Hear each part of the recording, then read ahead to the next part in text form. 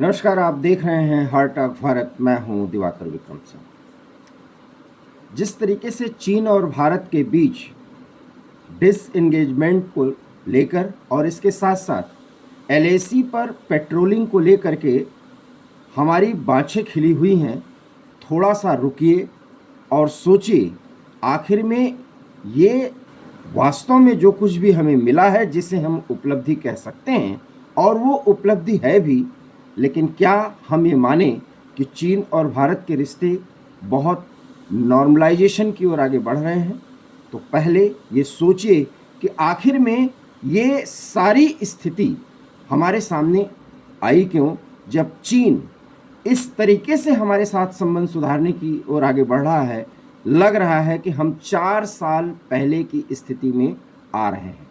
वैसे तो चीन 10,000 वर्ग मील से अधिक जगह पर भारतीय क्षेत्र पर कब्जा करके 1962 से ही बैठा हुआ है। एलएसी पर जैसा कि आपको पता भी है कि सीमा का कोई पक्का निर्धारण नहीं हुआ है, लेकिन जहां पर वो काबिज हैं और जहां पर हम काबिज हैं, हम पेट्रोलिंग करते रहे और एक दूसरे के संप्रभुता और बाउंड्रीज का सम्मान करते रहे। बावजूद उसके कि समय समय पर चीन भारत के कई क्षेत्रों पर अनधिकृत कब्जे का दावा करता रहा, लेकिन आज के ठीक 4 साल पहले, कुछ समय और ज़्यादा हुआ, जब डेप्सांग डेमचोक जिस एरिया में पेट्रोलिंग पर हमारी सहमति हुई है, पेट्रोलिंग का अर्थ यही है कि उनकी सेना और हमारी सेना हमारे अपने निर्धारित क्षेत्र से आगे को एक स्थिति में देखते हुए बाउंड्रीज को वो आगे बढ़ेगी और उनकी भी सेना उसी बाउंड्री में रहते हुए वहाँ पर एक भारतीय सेना का निरीक्षण करेगी। इससे ये होगा कि कोई किसी की बाउंड्री का उल्लंघन नहीं करेगा और ये स्थिति सामान्य हो जाएगी। डेप्सांग डेमचोक को अगर आप देखें और गलवान में जो कुछ भी हुआ था, अगर ये स्थिति वापस आती है पेट्रोलिंग की और एक दूसरे के सीमाओं के सम्मान की, तो हम 4 साल पहले की सामान्य स्थिति में चले जाएंगे। लेकिन क्या आपको पता है, जब भी एस जयशंकर एक विदेश मंत्री के नाते बराबर ये कहते हैं कि भारत और चीन के बीच स्थिति सामान्य नहीं है, तो इसके मायने और मतलब समझिए। डिप्लोमेसी के नॉर्मल कंडीशन से हटकर जब वो इस बात को कहते रहे, तो इसका मतलब ये था कि दोनों की सेनाएं इस तरीके से कुछ स्थानों पर बिल्कुल आमने सामने खड़ी रहीं, और खास करके ईस्टर्न लद्दाख के इन्हीं क्षेत्रों में, कि अगर थोड़ी सी भूल हो जाए तो फिर लड़ाई शुरू ही हो जाएगी। लेकिन क्या ऐसा कारण है कि डिप्लोमेटिक बातचीत और साथ ही साथ सैन्य स्तर के कई दौर की बातचीत के बाद भारत को और चीन को इतनी बड़ी सफलता मिली? वो चीन जिसका पूरी दुनिया में उसके बाउंड्रीज से लगते हुए 28 देशों के साथ सीमा विवाद है, लेकिन भारत के साथ इस विवाद के बावजूद भी चीन जैसा मक्कार देश, मैं बहुत खुले तौर पर यह बात बोल रहा हूं, भारत के साथ इस तरीके से समझौते पर आगे बढ़ा। इसके मायने और मतलब समझिए। भारत, आपको पता है कि ब्रिक्स का भी सदस्य है। वो ब्रिक्स जिसमें रूस भी है, चीन भी है। इसकी मीटिंग 23 से 24 अक्टूबर, अर्थात अब बिल्कुल आपके सामने है, ये होने वाली है। प्रधानमंत्री नरेंद्र मोदी रूस की यात्रा पर जाएंगे। वहां चाइना के भी राष्ट्रपति शी जिनपिंग होंगे।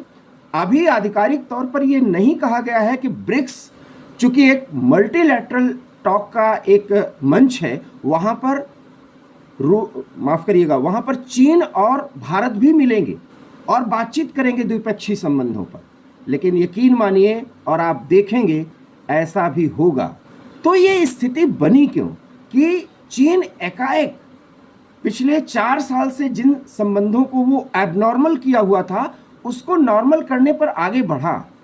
तो स्थिति अब जान लीजिए जो मैं बताना चाह रहा हूं।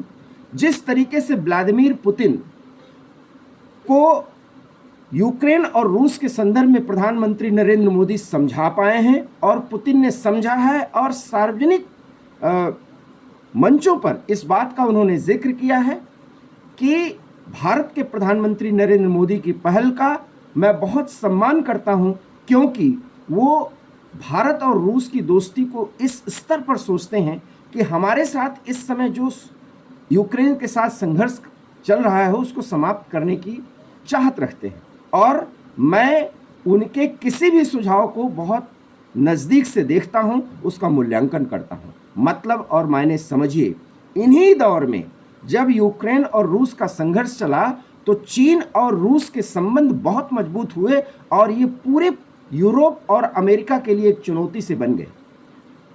जिस तरीके से प्रधानमंत्री नरेंद्र मोदी भारत के पहल को रूस के साथ जोड़ करके रूस के संबंधों को यूक्रेन के साथ नॉर्मल करने के लिए आगे बढ़ रहे हैं, कुछ ऐसे ही डिप्लोमेटिक मिशन के तहत व्लादिमीर पुतिन अर्थात रूस की तरफ से चीन को भी समझाया गया है कि अगर यूरोप और अमेरिका की रणनीति को डिफ्यूज करना है तो भारत के साथ एक स्तर पर ही सही लेकिन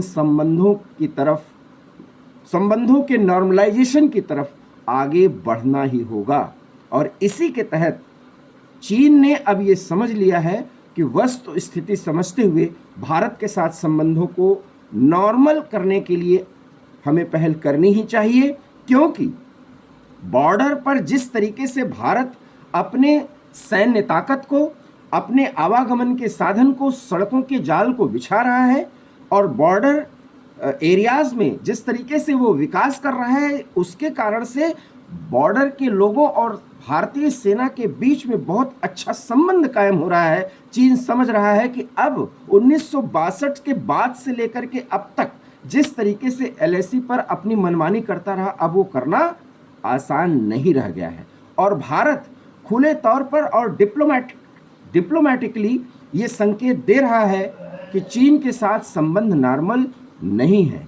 अर्थात चीन को एक सीधी चुनौती देते हुए बाउंड्रीज का सम्मान भारत कर रहा है।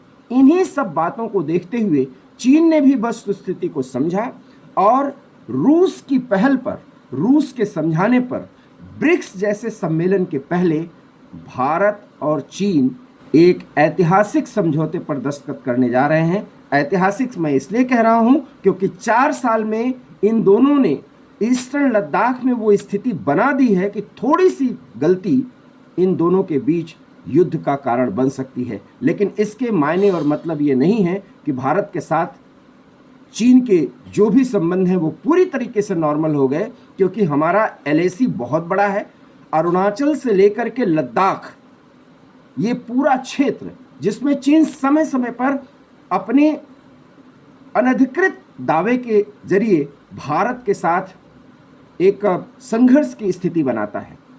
ऐसे में अगर समझौता ये हुआ है और भारत अपनी ताकत का एहसास करा रहा है तो अरुणाचल से लेकर के ईस्टर्न लद्दाख के उन सभी क्षेत्रों को अगर आप देखिए, साथ ही साथ पीओके पर भी अगर चीन अपना नज़रिया और रणनीति बदल दे तो आज भी मैं ये कह सकता हूँ कि भारत और चीन की स्थिति और उनके संबंध पूरी दुनिया के आर्थिक, सामाजिक और राजनीतिक नज़रिए को एक नया दृष्टिकोण दे सकते हैं। लेकिन हर एक राष्ट्र की, जैसे एक व्यक्ति की आदत और फितरत होती है, ऐसे हर एक राष्ट्र की अपनी नीति, आदत और फितरत होती है।